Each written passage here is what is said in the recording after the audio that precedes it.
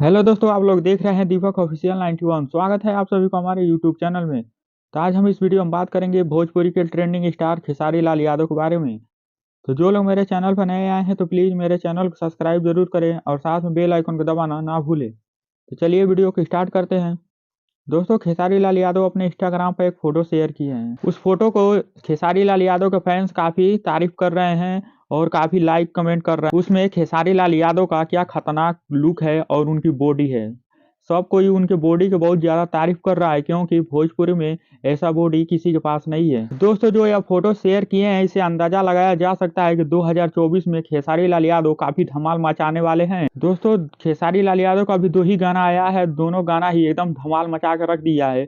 चारों तरफ केवल खेसारी लाल यादव का ही जलवा है। तो दोस्तों, यह 2024 पूरा खेसारी लाल यादव का ही जलवा रहेगा, क्योंकि अभी जो खेसारी लाल यादव का एक गाना है मुर्गा हौसली, वह गाना अभी 1 नंबर पर ट्रेंड कर रहा है। दोस्तों, बस आप लोग ऐसे ही खेसारी लाल यादव को सपोर्ट करते रहिए और खेसारी लाल यादव ऐसे ही जलवा करते रहेंगे।